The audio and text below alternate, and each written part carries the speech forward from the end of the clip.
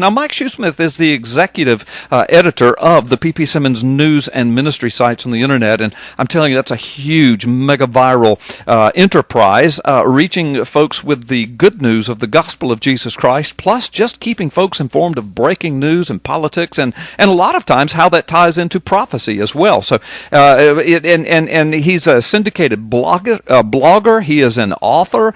He is an entrepreneur, and just an all-round good guy. He's a thinker.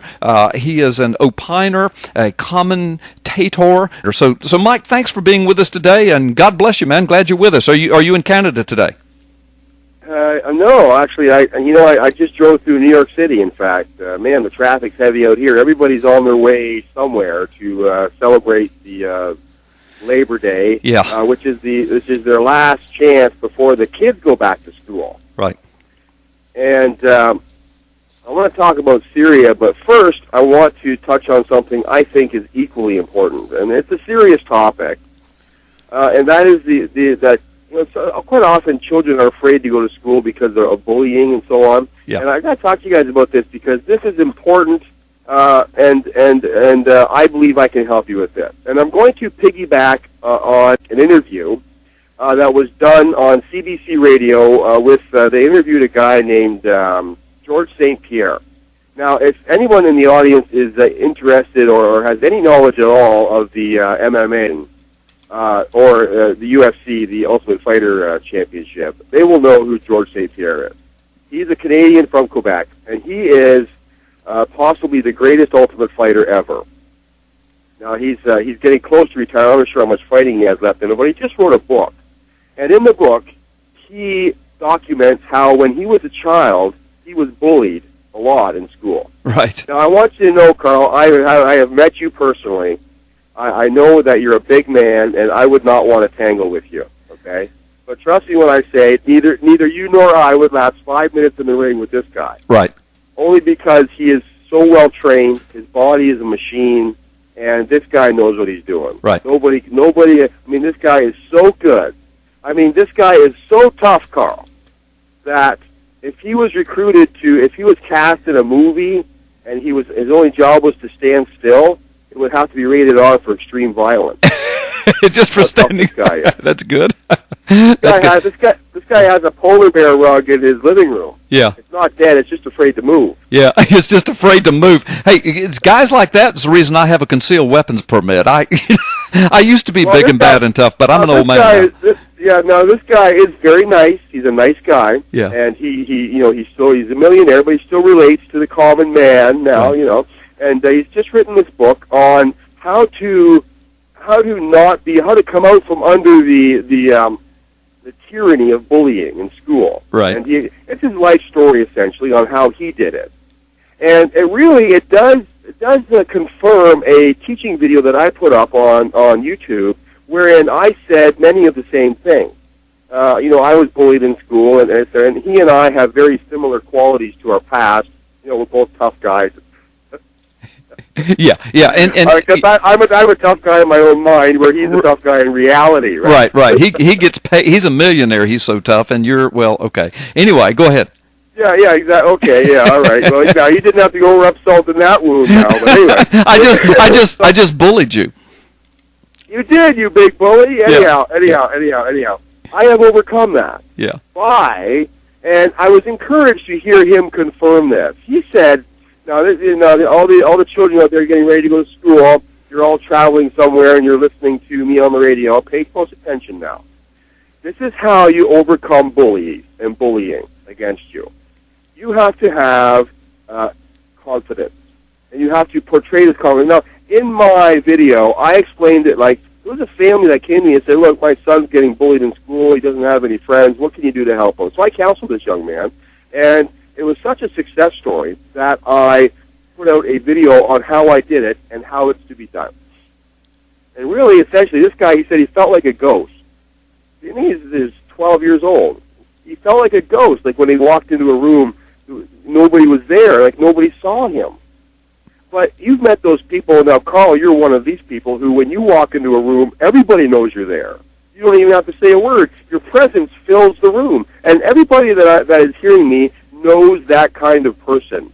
They walk into a room, and all attention is on them, they have allowed themselves to fill the room. They don't walk into the room staring at their shoes. You know, they've created this bubble around them, this existential bubble where they don't want anybody to get close to them because they're fear of judgment, or they have no self-esteem whatsoever. And my challenge to this family's child was to allow yourself to walk into a Walmart. Just practice this over the summer, because I released this video in the spring. I said, practice this over the summer. Allow yourself, walk into a Walmart where nobody knows you, and just expand yourself into the room. Just walk around Walmart like you don't care what anybody thinks about you, or you don't care that anybody knows what you're doing. You're looking at underwear, you don't care. Right. You just go there and be you. Right. And this young man experienced such a transformation in his life. It was friends were coming to him. He didn't have to go beg to hang out with somebody.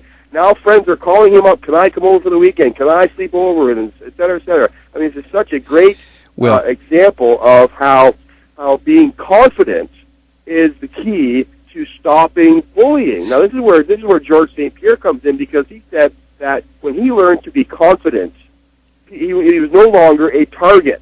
And the question was asked, what if you're not confident? He said, act confident. Right. Act confident. And he said, eventually, you will just take on that persona and you will be a confident person. Yeah. But at the end of the day, folks, as long as you have Jesus Christ, you have every reason in the world to be confident, because the God of the universe has your back. Right. So Thank you. If you're saved, you move forward with the knowledge that the God of the universe has your back. Expand your presence into the room when you walk in. Let the world know, this world and the other world, let them know you're there and you don't care what. You know, the happiest day of my life was, Carl, when I stopped caring what people thought about me. I'm telling you, it makes all the difference in the world. And by the way, I want to thank you for going there with, your confidence being in your relationship with your Creator, because I knew you were going to go there. But if you didn't right then, I was going to, because that's it. And I've got to say, first of all, you've given some very good practical counsel here today, some wise counsel, and I appreciate you tying it into George St-Pierre's story, and that's great. Go into Walmart, do your thing, be yourself. Go buy yourself some underwear, something I've never done. I don't think I joke about that all the time. If something happens to my wife, I wouldn't even know where to go buy underwear in Walmart. I don't even know. But anyway, many parents bring their kids to Walmart parking lots at night to learn how to drive. Yeah, with the parking lot. Yeah. So just use Walmart as an example of a practice area, and learn to practice being confident. Right. But I wanted to say too that your advice is dead on, but I just want to say to parents out there, hear me now. I mean, I've been a pastor for 30 years. I've been in youth ministry and student ministry for a long time, even before I was a pastor. I was a cop. I was in law enforcement for 10 years, worked in the prison system, worked as a patrol deputy sheriff, et cetera, et cetera. So I've got a lot of life experience in working with people who've been abused and or bullied.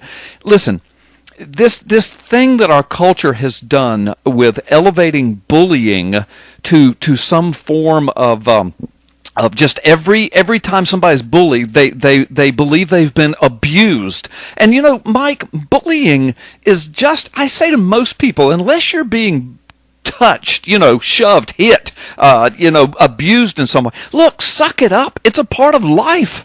I mean, I'm a big tough guy. I have been ever since I was a kid, but I was bullied too. That was a part of what made me kind of tough, and to get some self-confidence and to realize, look, I'm going to be a slave to the bullies all my life, or I'm going to have to start standing up, take a few licks and just stand up to it. And when I did that, the confidence came to me, and I'm telling you, since then, and very few times have people bullied me and or gotten away with it.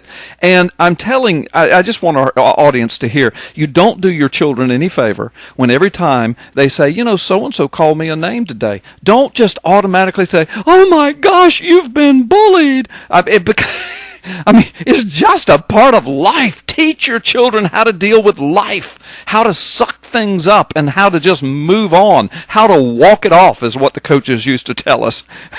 Don't you agree, Mike? I mean, if it moves to I do, Carl. I'm glad you brought that up. I mean, so often the parents are guilty of perpetuating the lack of confidence with the whole victim mentality. Yes, thank you. Sometimes, it's exactly what you said. I reached a point in my life where I had to go out and get a few victories of my own. Yep. Unfortunately, it Yep. involved my fists. Yeah, well, sometimes it does. Yeah, I got a few victories, and you know what? My confidence went through the roof, but that's the key. And George St-Pierre confirmed it. Confidence, if you walk around as a confident young person, a boy or girl, the target for you being a bully gets taken off of you. Yep. They don't want to touch you. That's the key. Yep, you're right. Listen, I'm going to tell this quick little anecdotal story, then we've got to go to break, then we'll come back with more of Mike Shoesmith. Well, Mike, I can remember I was about 7 or 8 years old. I lived in Michigan. We lived in some University of Michigan apartment complex. My father was a professor up there. My granddad, my dad's dad, came to visit us, and I was, again, 7 or 8 years old. I was out front, and this guy from down the street had come into the front yard, wanted something I had, wouldn't give it to me. He beat me unmercifully right there in front of the house. I went crying to my granddaddy. My granddaddy came to me and he says, "Son, I don't feel any sympathy for you at all." He said, "I watched you let that guy beat you." He says, "Now next time he comes back, walk up to him, grab both of his ears, twist them as hard as you can. When he pulls away," he says, "when he pulls away, ball your fist up, hit him square in the nose, and he'll never mess with you again." So I went back outside. Sure enough, 10 minutes later, the kid comes back down. He was going to get him another piece of me. I just walked right up to him, grabbed both of his ears, twisted as hard as I could. He cried like a girl, backed away. I bashed him in the nose. He went down like a light. My granddaddy comes out of the house cheering and yay, yay. You know, the little boy gets up, runs off, never messed with me again. And from that point forward, I don't think I was ever bullied again in my life, because what did I have, Mike? Confidence. That's right. That's right. Sometimes, well, that was good advice. That's what I tell my son. If they come after you, aim for the face. That's right. That's right. Aim for the face. That's right. Folks, I don't know. I hope we're not live right now. Hey, we'll be right back after this timeout. More of Mike Shoesmith and Carl Gallups and our wisdom on bullying.